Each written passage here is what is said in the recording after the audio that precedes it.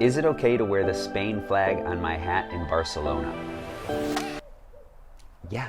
What's going on, everybody? Back again with another Q&A video where I'm going to answer the questions that I've received. Remember that down below in the description you can always leave those questions for a future video, but I'll also be posting on Instagram and on the channel feed as well, so you can always leave those questions even in the comments below, and I might use them for one of those future question and answer videos. Some of these are going to be a little bit behind schedule. We've had a lot of things going on. We've had a lot of people here in Barcelona, so I apologize, but I hope that the answers can still work for others that are looking for some similar ideas. So without further ado, let's get right into the video. Metabro is asking, is Barcelona all about football? No, Barcelona is not all about football. It is a big part of any visit over to Barcelona, but it doesn't have to be. One of the big questions I always get is, should I go over to the Camp Nou to see the museum? And one thing that I always ask is, if you want to, or if you're even interested in anything with football, with soccer. If you're not, it doesn't have to be a big part of your experience. Now, when you do a lot of Google searches, when you do YouTube searches as well, a lot of times the first thing that's going to come up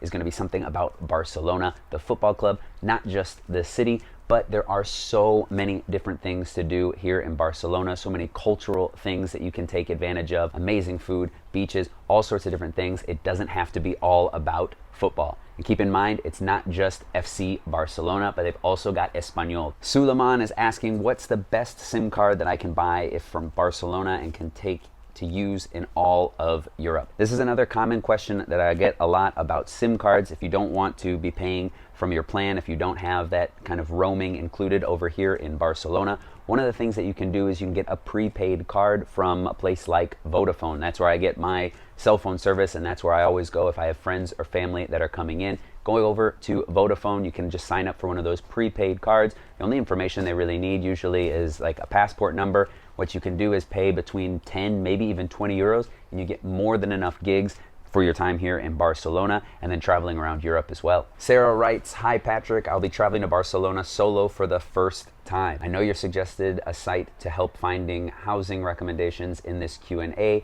but please tell your thoughts on using AirBnB for the area. When looking up some listings, many of the reviews were a few years old, which seemed a bit odd to me because it is such a popular area. Thank you, stay blessed. I'm not sure what specific area in terms of the city that we're talking about here, but just kind of in general with Barcelona and just kind of when I travel as well, one of the things that I haven't been using, I have used in the past, but I'm not using Airbnb too much at all. Barcelona, along with a lot of other cities, has been doing a lot of work to make sure that they are legal apartments that are being put up onto the site, and they're also with that putting in a lot of different restrictions. So one of the things to kind of just avoid all of that I've been doing, and things that I think you should maybe look into in different cities, is looking at different hotels, apartments that they have. A lot of these hotels now have opened up these like apartment hotels, which give you a very similar service and a little bit more flexibility in terms of going around and checking in, checking out, and things like that. Some of the bigger areas, or some of the areas that might be a little bit more communicated or better communicated within the city, are going to be that Eixample area, which is right in the center and where most of the people in Barcelona live as well. And anytime you're in the old city, you're going to be well located. One thing that happens is you tend to get a lot of people around there. So if you want to get out of those areas, the Eixample is one good bet to always check out. This next one is a new question that I've never had before, so I wanted to throw it into the video. And Chris is asking, besides El Gato Botín, any other places in Barcelona for cat lovers? Any places where friendly neighborhood cats like to hang out for those of us that are missing our fur kids back home? El Gato Botín, what we're referring to is El Gato Botero, which is on the Rambla de Raval. It's a huge cat sculpture that was actually put there around the year 2001 that people love to go over and take pictures, climb up on the cat, and get those snapshots and everything. And it is a good place if you are really big into cats. It's always a nice picture to take home as a little souvenir for you. I think there are some other kind of cafes and places where you can go order a coffee and cats are running around or anything like that. But the one place that comes to mind for me is actually just outside of a bar called Mendizabal, which is just off of La Rambla inside of the Raval, on the Hospital Street, where you'll find Mendizabal. It has a really nice patio. It has a really nice interior as well, but more than anything, you sit out on that patio, and just behind this bar, they have a place called El Jardinet dels Gatos. And so basically what you have is a little garden for the cats, and you'll see a little kind of nursery almost, where there's just a bunch of cats around. And that would be my best bet, to go over and find those cats if you're missing those back at home. Priyanka is asking about the best places to visit for a day trip from Barcelona in May, and I kind of feel bad having to give an answer like this, because it is basically, my best answer would be the two most popular trips outside of Barcelona and any time of the year, which are going to be Girona and Montserrat. Now, when you're asking specifically for May, the reason that I recommend Girona is because it is a beautiful time to get over there. Check out the May video and you can see a little bit more about that. Remember, I do a video every single month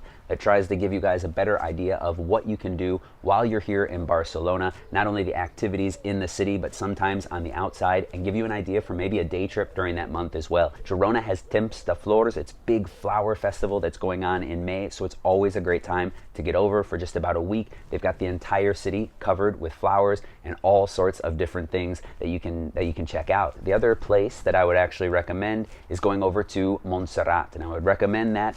Again, a lot of times you can go over many times during the year, but because it is a big place to do some hiking or some walks and just be outside, May is a really, really good month to get over there. And you can still, if you're going early enough, you can still beat a bunch of those kind of rushes and the tourist crowds that get over there. So those are the more typical places, but specifically in May, you've got some really good reasons to get over to Girona and to Montserrat. Now, some of these I received the questions from the Google Forms that you can see in the description below, so I don't have the names for them. And again, this one is a little bit late now because we're asking about the magic fountain in March, which I apologize, but hopefully this will help for the people that are coming in the next couple months. What time does the Font Magic work in March? On the website it says one thing, and on Google it says another. So there's two different questions within that, kind of two different things that we can tackle. First of all, if you don't know what the magic fountain is, it is a big fountain that does a light show and a music show in the evenings for free at the foot of Montjuic. It's one of the top things you can do in terms of something free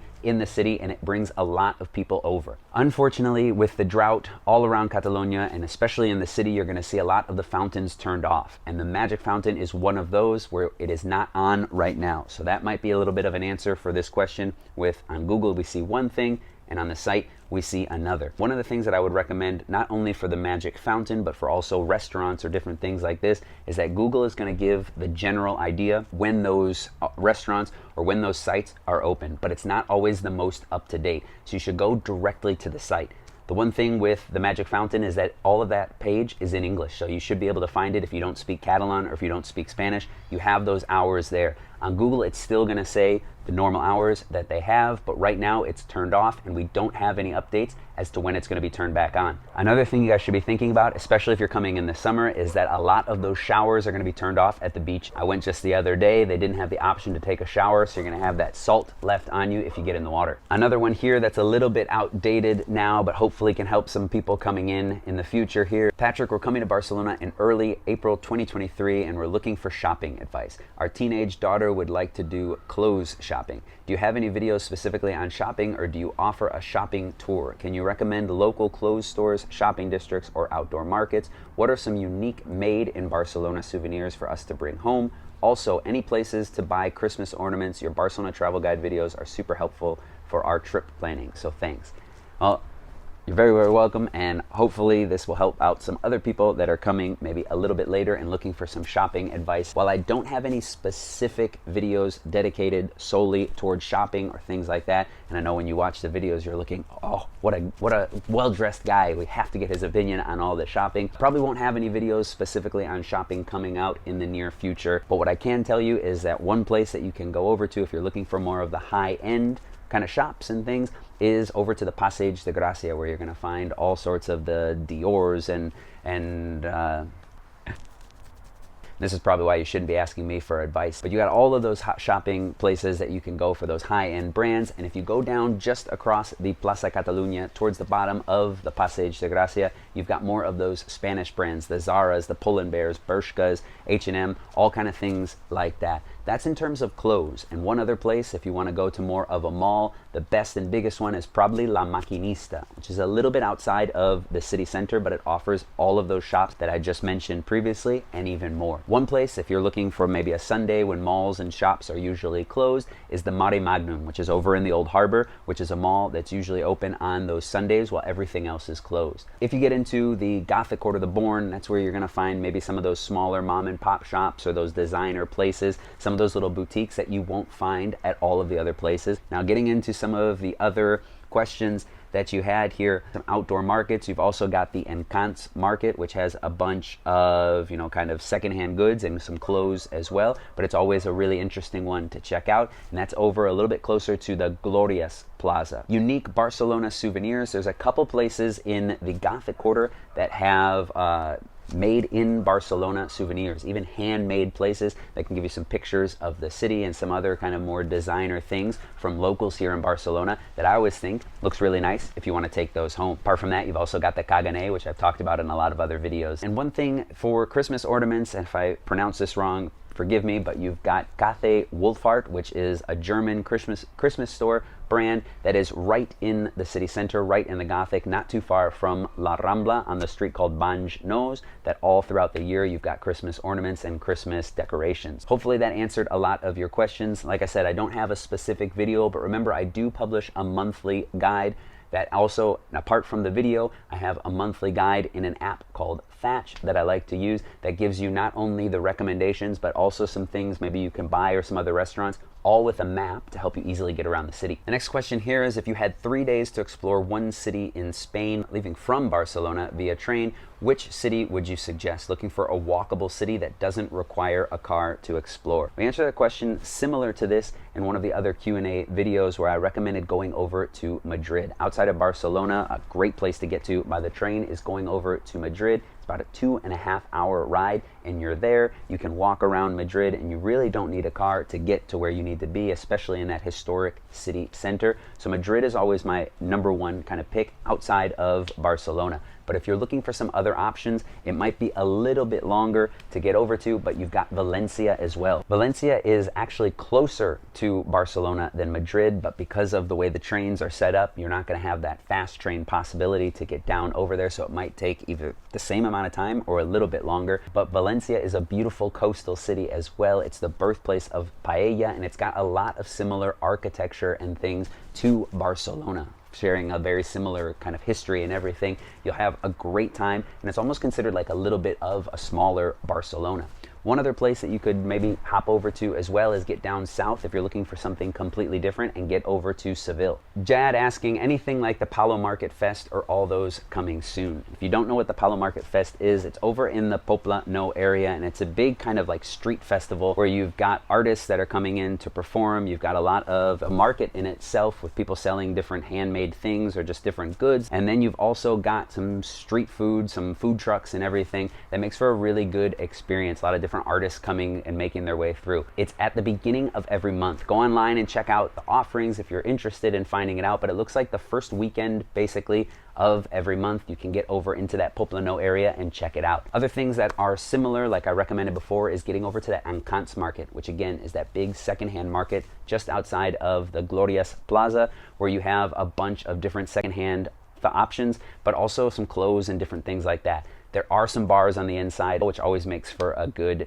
treat. Now to get back to the first question that we opened up the video with, because I felt bad just leaving it at such a short answer, but I gotta have a little fun with these things. No, you're not gonna have any problem wearing a Spain flag on your hat. You'll notice that in Barcelona, you're not gonna see it as often, big Spain shirts or anything like this, but I did a tour the other day with 2 members in a family that were actually wearing the full Spanish national football jerseys, and we had no problems. I don't know what you would expect that was going to happen. If you do, you'll notice that maybe there's not as many people wearing big Spain flags, maybe in some other parts of the country, but you won't have any problem wearing it. And if you're looking for other answers to some of your questions about those upcoming trips to Barcelona, remember to leave those questions for me in the link that you have below. And in the meantime, check out the playlist that I have about the monthly videos for the Barcelona travel guides that I release every month to get you better prepared for that next trip.